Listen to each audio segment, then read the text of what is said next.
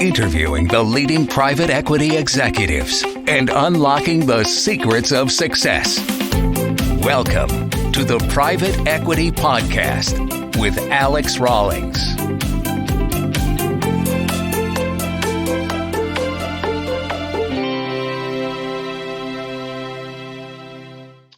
Welcome to the Raw Selection Private Equity Podcast, interviewing the leading private equity executives and unlocking the secrets of success. Joining us today, I'm hugely excited about, is Victor Vescovo, the founder of the private equity firm Inside Equity, retired US Navy intelligence officer, world record holder, undersea explorer, being the first person to reach the deepest points in every ocean across the world. And based on what I've found online and Googling, there's a lot more as well. So I'm super excited. But thank you very much for joining us, Victor, and sharing your industry insights, and obviously a lot more today, hopefully. Sure. Thank you for having me. And I was co-founder of my private equity firm along with Ted Beneski, who is my partner of 30 years. Just want to put that in there. Absolutely. Well, there's my first mistake, but I appreciate appreciate you pointing that out. So there's a little bit of an intro there, but I know there's a lot more, Victor. But if you could give us a kind of 60, 90-second breakdown of yourself to give our listeners an understanding a bit more about yourself, please. Sure, no worries. So I was born and raised in Dallas, Texas. So I'm a native Texan, very proud of that. But I spent a lot of my career in management consulting and investment banking in my early years, and made the transition to private equity about 20 years ago when I partnered with Ted Beneski to found Inside Equity, focused on mid-market industrial type firms. I spent 20 years as a reserve officer in the military, in the Navy, so I know a lot of their products. So I tend to have an aerospace and defense background, and that's the type of assets that I typically deal with, although I do a lot in electronics as well. And on my kind of side time, I was involved in high altitude mountaineering for about 20 or 30 years, and was able to climb to a lot of different mountains, including Everest, and did a lot of extreme adventuring for quite some time. But about 3 or 4 years ago, I was curious if there was something more exotic to do in the oceans. And I was shocked to discover that no one had been to the bottom of 5 of the world's oceans. And one thing led to another, and I knew we had the technology that could allow for that to happen, but it required organization, quite a bit of capital, and the right team to actually construct kind of a third generation ultra deep diving submersible, which we did build. And then I also bought a support ship from the US Navy, refurbished it, and in the course of 10 months, we took it around the world and dove to the bottom of all 5 of the world's oceans, including repetitive dives to the bottom of Challenger Deep, the deepest point in the ocean. And I think we'll be coming out with a world record on that very soon. Amazing. So I think the first burning question here is okay, people haven't done that, but why did you decide that was something you wanted to do, to go so deep into the oceans? Well, as one great Englishman said, maybe because it's there. Sir Mallory asked why he climbed Everest. And I think there's just something that drives certain individuals, myself among them, that we just want to fill in the blank spaces on the map. We're always looking for some big challenge. We're just not content if we're sitting on a couch watching other people do it. We want to get out there and actually try and push us forward. It's kind of a burning compulsion that we have, for good or for ill. It can get us into a lot of trouble, particularly in mountain climbing. I've had a couple of bad accidents, but that never dissuaded me from wanting to go even further. And so this was a challenge that I thought humankind back then in the year 2016 had not yet achieved. And yet I thought, good gracious, this is something we should have done by now. We hadn't been to the bottom of 4 of our own world's oceans. I mean, surely that has to be done. And I just come from a culture and I guess a personality of, if not me, who? And since I had the time and the ability and the finances to be able to do it, I thought it'd be a great adventure. And it has been. And not only that, but we've been able to do an extraordinary amount of science to contribute to the world as well, which I've been giving away as well. Amazing. So tell us, I know you've already mentioned, obviously, going to the deepest, 4 deepest oceans. You've already mentioned in brief there, obviously climbing Everest. What drives you to do all of these explorations, and what are your kind of top ones that you're most proud of, or you've achieved the most with regards to your explorations? Yeah, I had a wonderful conversation with our expedition doctor when we went to the Challenger Deep the first time, Dr. Glenn Singelman of Australia, and he conveyed how there's some research saying that part of our personalities are driven by genetics, and they believe that there might be a certain type of gene that you can have, I believe, from 1 to 11 copies. And the more copies of that gene you have, the more risk-taking you are, the more interested you are in doing novel things. And he said he was pretty convinced that himself and me have all 11 copies of that gene. And so there's a genetic component, but then there's also probably a social component, how I was raised. I was raised to explore and just go places on my bicycle. I was always curious what was over the next hill. And there are always those people in society that do that. I mean, England has an incredible history of some extraordinary explorers like, Shackleton and others who that was what they did. And that's what made them happy. So that was the real compulsion. And mountaineering was a great introduction to extreme adventuring just because mountaineering, unlike deep ocean diving or some other endeavors, is utterly physically punishing. What you have to do to prepare your body just to go up to those altitudes and then survive a 2-month climb up Everest. And I didn't even do it on my first try. It took me 2 tries because I got frostbite on the first attempt. But going through that experience is just extraordinary for good and ill. The diving of the world's oceans was much more of a mental and technical and organizational challenge. So they were very different, but they rhymed in many ways. And there are also a lot of parallels to business and frankly, military operations as well. They all have rhyming components to them that determine whether they succeed or fail. Interesting. You mentioned there about risk. I appreciate this is a private equity podcast. I could probably speak all day about your explorations and everything there. But you talked a little bit about your genetic profile and the makeup there and the research being around that kind of risk-taking element. Now, in private equity management consulting, we tend to look at risk and try and reduce risk or identify where the risk is at and therefore prepare for it. So how have you managed to utilize that kind of genetic makeup of yourself, obviously with the private equity world? Well, it's kind of both. Risk is such an important concept. Risk is not a bad thing. Risk can also allow for the achievement of things that are outside the norm, like in these expeditions. You can't climb Everest without taking risk. The real trick, whether it's mountain climbing, diving into the deep oceans with a prototype submarine, or making a massive private equity investment, it's about mitigating those risks and trying to enhance the potential upsides, the beta, while kind of cutting the corner off the potential negative sides. And that goes not just into genetics, because genetics makes you predisposed to being willing to take those risks, but it's training and discipline and working with a good team that maybe you've assembled to help you mitigate those risks so that other people can see things that you do not and can adjust for factors that are unanticipated. A great example being, COVID-19 and how that has affected business. A lot of people have been trained to deal with dynamic situations like that and actually take advantage of them and not just be a deer in the headlights. And there are similarities when you're climbing a mountain. If something bad happens, you can't just freeze in place and say, I want to go home. No, you've got to work the problem. And so many people in private equity that are good at what they do are experts at risk mitigation on the front end, like a good stunt man does with a dangerous stunt. But then they're also masters of adaptability and basically trying to make lemonade out of lemons when they are dealt a bad situation, or frankly take advantage of it. And those are the real key differentiators I've seen in private equity, are the people that can not only mitigate risk on the front end, but adapt to changing circumstances rapidly and effectively. Okay, so that's a good trait. What's the kind of big mistakes you either see happening in private equity firms or equally in portfolio companies that you see come up maybe time and time again, or one of the bigger ones that you've seen? There are several. In investing in general, there's a tendency for us to become emotionally involved in asset purchases or get committed or get our egos involved, where we'll hold on to bad situations longer than we should because we fear the downside. We're not willing to be real honest with ourselves, but that's why it's good to have partners as well. I think that's one key thing, is you always have to be brutally honest with yourself about what is happening with investment and what can be done to improve them. The other is frankly hesitancy. It is human nature not to want to make hard decisions. In fact, I think a lot of us, particularly in operationally focused private equity, we make our livings making really hard decisions that most people don't want to do, involving disposing of poor divisions or replacing high-level personnel, not just one, but several or entire teams. And that's something that most people aren't trained to do and are uncomfortable doing because it's so easy just to go along to get along. But we get paid to make effective changes. And those are probably the two biggest things, is just understanding truly what is happening and being honest about it. And second, never really hesitating too much. We don't get paid to hesitate. Okay, interesting. And what have you drawn, with those mistakes? Clearly, that's something you're very, very aware of.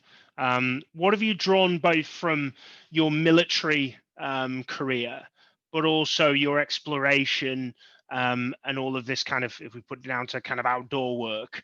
What have you drawn from that that's been related into private equity? A big one is the concept that immediately came to mind is cutting your losses. Any great trader will tell you the same thing. If you go into an investment or a mountain climb or anything like that, and you did all this preparation and all this risk mitigation, and it is going sideways or even worse, you really should question everything that's happening. And maybe you should have built in an escape hatch to say, okay, I'm going to cut my losses. Let's go out and try again. You can always try again in most situations if you're careful. And mountain climbing, other things, if you die, you can't. But in investing, if you really were that wrong, where immediately things just start going wrong, you really should try and mitigate your risk instead of throwing good money after bad. And I've been guilty of that as well, where you want to salvage a situation and your reputation, but that can be the wrong decision to make. So that's the first thing that came to mind. Interesting. And I suppose that links into the fact that when you went for climb Everest, obviously you got frostbite. I'm going to take it that that was quite a big decision to turn around. Yeah, that was probably the most painful decision I've ever personally made because it takes about a year or more to train just to make an attempt on Everest and the expense involved, everything. And yeah, I got up halfway up the mountain and I just was careless and I didn't have quite the proper gear and I got frostbite on my fingers. And my guide said, if you really wanted to force it, you could continue to go up, but you're not going to be able to use the ropes as effectively. You're increasing your risk that something really bad could happen and your hands aren't going to get any better. They could in fact get quite worse. So, how much do you really want to keep all your tippies?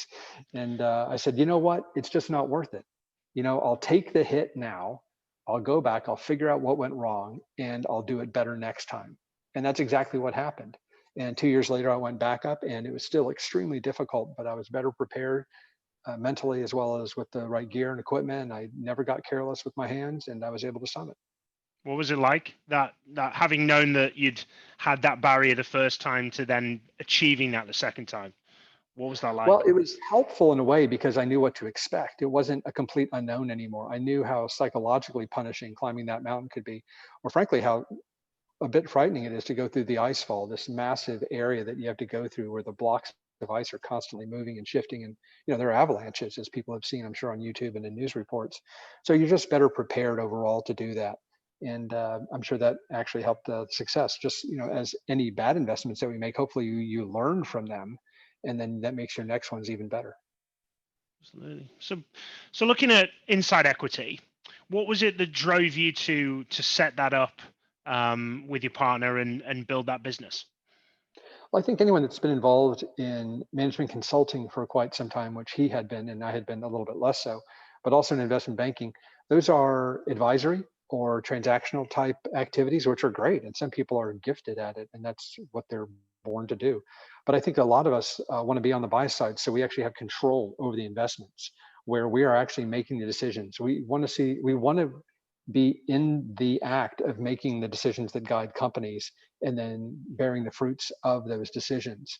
And so it wasn't hard at all to go from consulting to private equity because I was growing a little bit weary of just advising clients on what to do. And sometimes they would do it and sometimes they wouldn't, which was really frustrating when they wouldn't do the right answer because it was too hard or they just didn't like the decision emotionally, even though it was the correct thing. So it was really easy to go into the buy side and then, being on the line sometimes. I've been interim CEO, I think, of 3 of our companies, and sometimes that was necessary. But that's something I often relished because then I was able to immediately impact the companies and hopefully get them on the right trajectory. Interesting. And a big question I think everyone's probably asking is how on earth do you find the time to run your own firm, to do all these explorations, to be on the boards of companies, and do everything else that you've got to do within your general day-to-day life? Where are you finding the time for this, Victor? I've never been married and I don't have kids.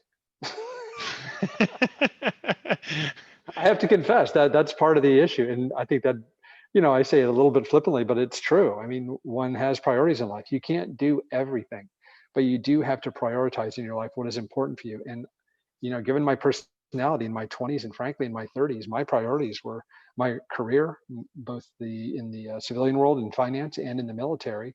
And then I really wanted to go out into the world and explore and climb mountains. And when it came time to decide whether to do those activities or make a stronger commitment to the person that I was with, unfortunately, I chose the former, much to the dismay of the latter, and I never quite found the right person that would put up with me. So there you go.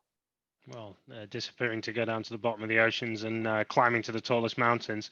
You've literally Or, been on the or top yeah, of the world. there was a key moment after 9/11 where I was in the reserve military and I was, living with a young lady, and 9/11 happened, and I got a call that night because I actually used to live and work in the Middle East, and I speak Arabic reasonably well, and they called me up immediately, and it turned out, they told me, "Yeah, you're going to go away for at least a year, maybe more," and I told her that, and she said, "I just can't do that."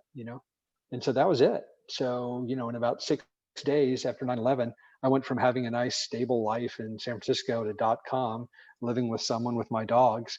6 days later, I was in a vault in Pearl Harbor, working targeting folders for Afghanistan. I mean, welcome to my life. It was wild. Absolutely. What was it like being in the military, especially during those, turbulent times, to say the least? Oh, that was one of the most rewarding things I've ever done in my life, actually, was being able to join the military as an intelligence officer, given my background. And I was involved in multiple conflicts. I was significantly involved in the Kosovo War in 1999 when that occurred, because I was trained primarily as a targeting officer and later as a counter-terrorism officer. But after 9/11, it was such a wonderful situation for me to be in because, like so many people, we wanted to do something. We wanted to contribute and help our country in this very dark time, and I was able to do so. I mean, they got me on a plane, and I was actually working problems of how to safeguard the country for the next year and a half, and that was incredibly rewarding. And some of the best people I've ever met in my life, who have an incredible sense of patriotism, self-sacrifice, and are just darn good at what they do, have been in the military. So it was a great experience. Interesting. So, and looking at private equity, if we've got somebody listening that's maybe working their way up in a firm right now, as in actually within a private equity business, what advice would you give to them to be able to progress through? There's always the perceived golden egg of being a partner within an organization. What advice would you give somebody who's progressing with their career and has those ambitions to get to the top of the firm? Uh, be correct. I mean, at the end of the day, again, I don't mean to put it too lightly, but it's like working in a hedge fund or a private equity firm, et cetera. It's a meritocracy, and success is rewarded. You make partner by making the right calls. And I've had more than a few people come through the doors of Inside Equity who were brilliant, who worked hard, but they just didn't make the right calls. There was something in their own nature or how they analyzed information where they didn't see the right things. And then there were other people that they just always seemed to make the right calls or get the things done that need to get done. And they also are smart and work hard.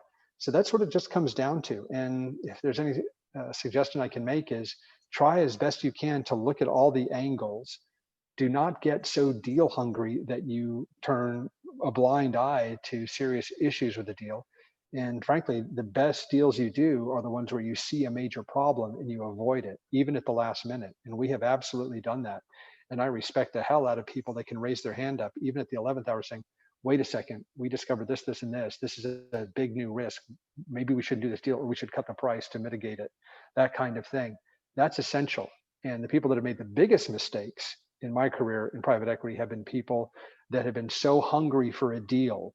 They just want to get that deal done so they can, put that skin up on the wall. They've turned out to be our worst deals. And once you get into a bad deal, it's really hard to salvage them. So don't be so deal hungry to get that skin on the wall that you blind yourself to what really is a bad deal. Well, that comes down to decision-making process and they're doing it for the right reasons. Very Yep. interesting. So I'm interested at clearly being in an executive search about top performers. I'm going to ask you about that in a moment. But one thing I would be really interested in hearing about is actual leadership, because you've seen leadership from leading a private equity firm. You've seen it from a military perspective, where I think there's definitely a perception that the top end of leadership is in this kind of scenarios where obviously most people don't want to experience or can't even fathom that kind of experience, and then you've seen it, life and death situations going up to the top of Everest, but also going far deep into the depths of the earth. What what do you regard, or what's your kind of interpretation of what makes a really good leader? Let's start it with the other way. It's easier to actually say what makes a bad leader, because you see Okay. that much more easily, and then I can segue into what makes a good one. But what makes so many bad leaders are people that really don't know the job of what their own people do. They can't, work a spreadsheet, and they try and cover it up in many respects with bravado, because I think deep down they're insecure. Hmm. People that are very domineering and command and control, it it stuns me how often they end up in the senior leaders of companies.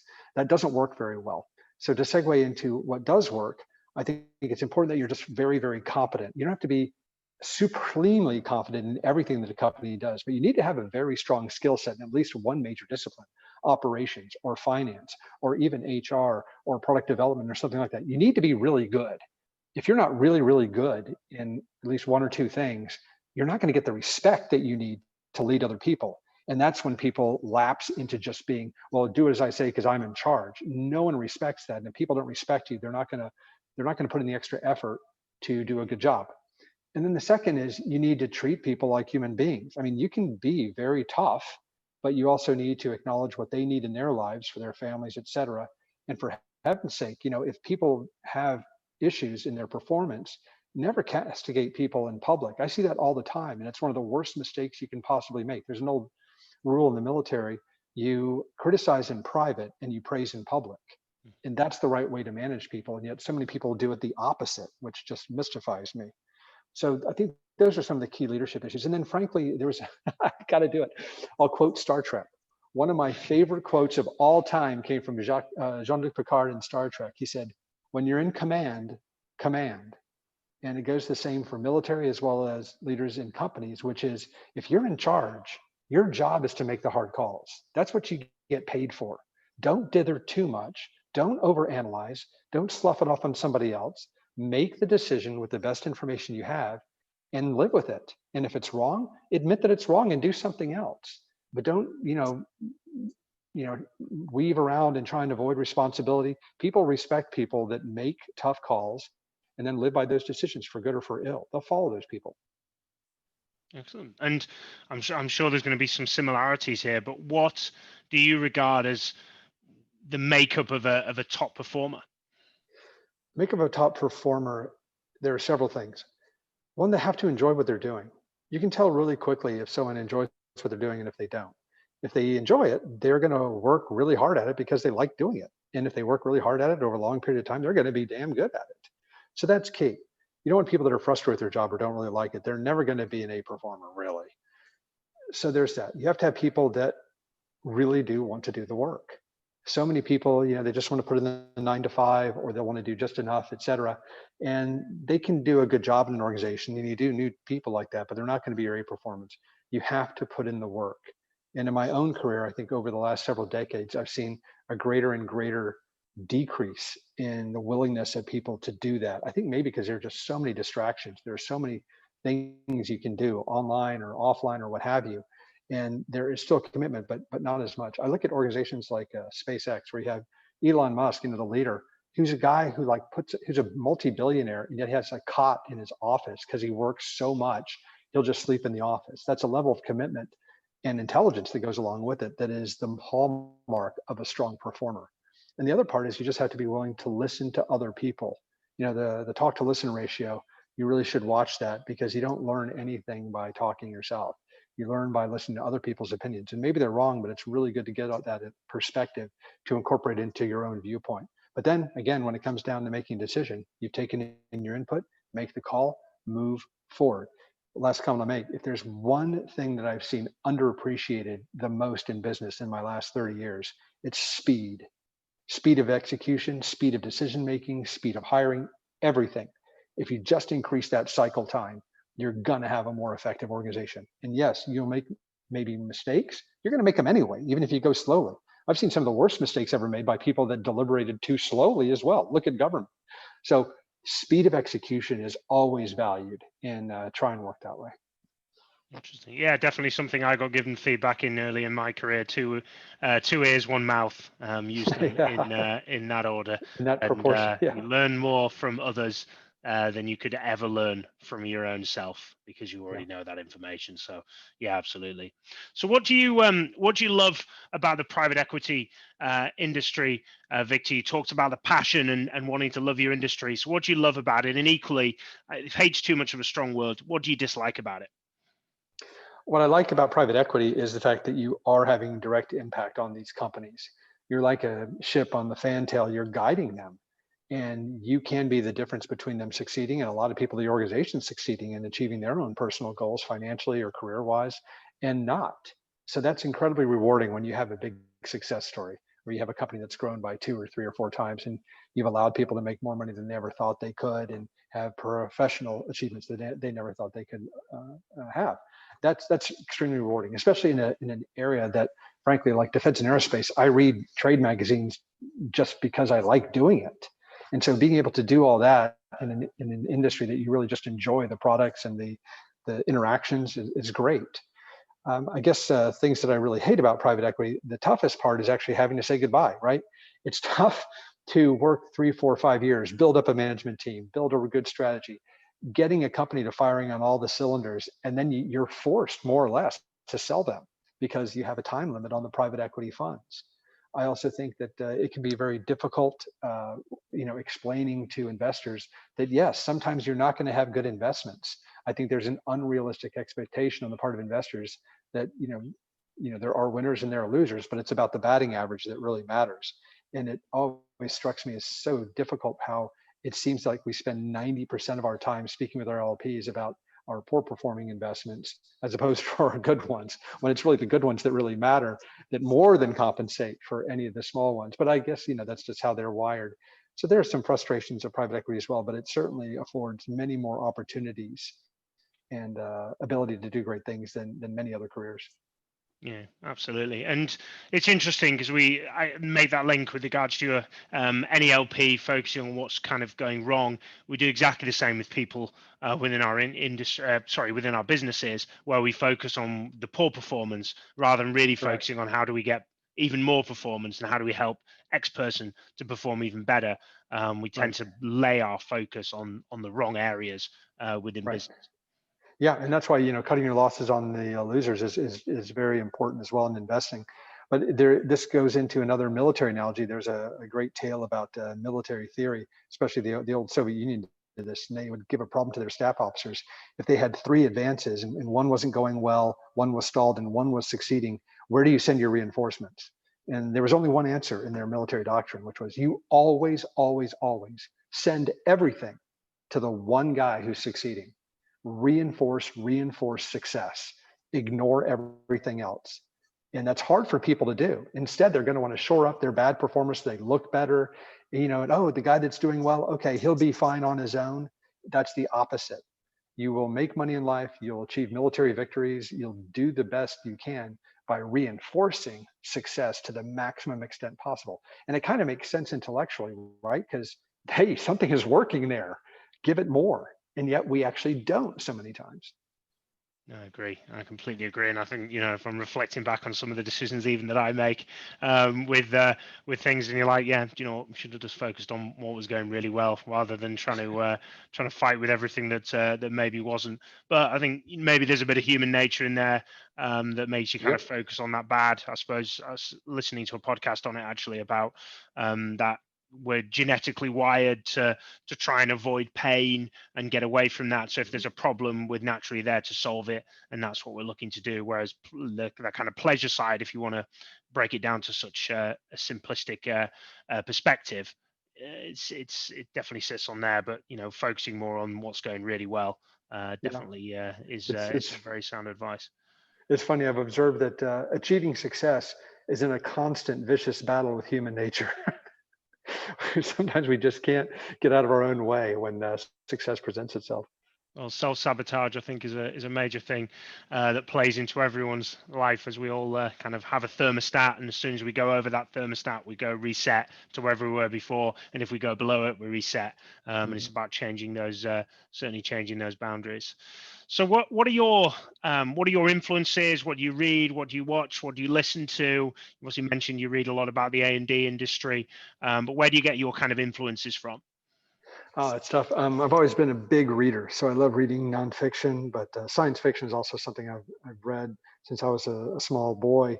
And that's something that always kind of sparks the imagination, but also has a technical bent. So that's kind of what I read for pleasure. But the other one is history. I adore history.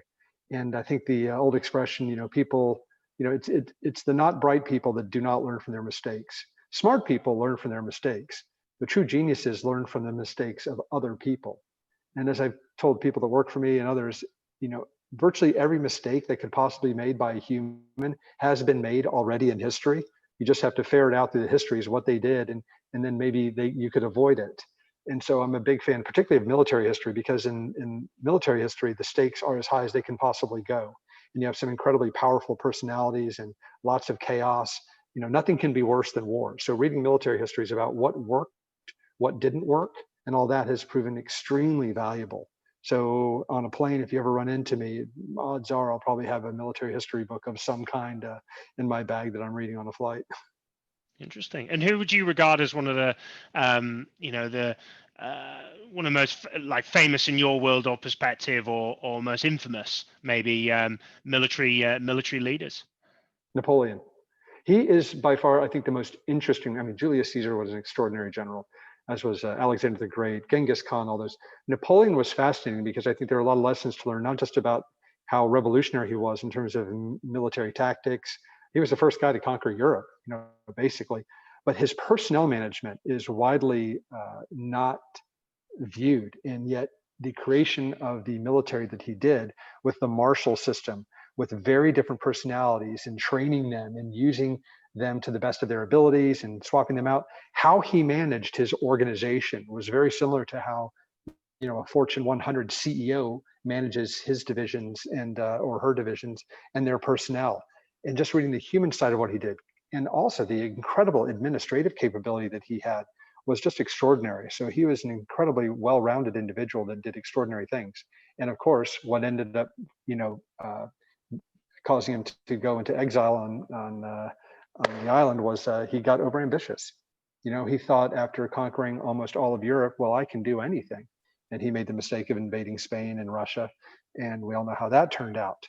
So he had his flaws as well.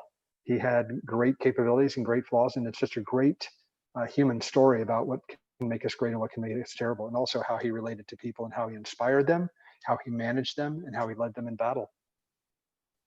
So, talking about flaws, have you ever been blindsided? And if so, what did you learn from it? Oh, goodness gracious. Yes, I've been blindsided more than a few times. If I have one or two failings, one is that, there's a very fine line between being a good risk taker and being a little bit reckless. So I have certainly pushed beyond the boundaries of where I was operating with good information and good risk mitigation, and ended up in a very, very bad situation. So yeah, one has to know oneself uh, well enough to know when you're now being reckless and not just taking a good mitigated risk. So there's that, and then of course I can be just as much a victim as anyone in the investing side of investing in things that I personally like, even though they may not be a great investment, or I turn a blind eye to weaknesses in them, and you just have to be very careful against those. Absolutely. And what advice would you give to your 20-year-old self, Victor? Oh, my 20-year-old, so I was so stupid then. Um, I would say be patient and plan, but know that no plan survives contact with reality. Always be trying to achieve something in 2, 5, or 7 years, but know deep down that it's not going to turn out that way, and that's okay. You have no idea what opportunities are going to come across, and say yes to things. Don't be too conservative or be too concerned about the near term benefit of something. Take the risk. And if it doesn't turn out well, especially if you're in your 20s, it's okay. people don't hold it against you. If you took some risks in your 20s and it didn't work out, they'll ask you, what did you learn from them? And really try and learn those lessons. And then you can hopefully apply them when the score really starts getting written in ink in your 30s and 40s. Absolutely. I think if anyone's learned anything from this, I think you said 13 genes that you've got in there with regards to risk taking. But it's amazing. We talk about, we talk about even the brand of Raw Selection as that de-risking element. But we think of financial services as being really risk adverse. And I think it's amazing that you talk about, taking that opportunity, because we all do it, me certainly included. I'm heavy. I mean, Europeans tend to be heavy political correctness, heavy risk adverse, and we kind of we need to know every bit of every information, and then maybe that opportunity has already passed us by. But yeah, certainly I think it's take those opportunities and go after them immediately. So that's definitely been incredibly insightful for myself, Victor. Now I know I could literally talk to you all day, but there's so many questions that could come out here. But if somebody did want to reach out to you, and hopefully you won't get bombarded after this, Victor, but if somebody did want to reach out, what would be the best way of them kind of getting in touch with you if they had a certain question or something to explore? Well, I mean, Insight Equity has a website, insightequity.com, and I'm on the team page there, and I'm perfectly accessible through my corporate portal. So by all means, just drop me an email, and happy to assist if I can. Excellent. And this bit won't be added in. Is there anything else that you want to mention? Anything else that you want to cover off that we haven't discussed? No, I think it's been pretty comprehensive. Thank you. Perfect. Well, thank you very much for joining us, Victor. I really appreciate your insight. It's been absolutely fascinating. There's a million and one questions I could ask you also, but equally, I'm sure you've got other things to be doing with the rest of your day. Thank you very much. As always, thank you for joining us for our listeners. And of course, should you ever need support with private equity professionals for your firm or portfolio executives within your portfolio companies, please do reach out to me at Raw Selection. But till the next time, keep smashing it and all the best. Thank you for listening to the Private Equity Podcast on www.raw-selection.com.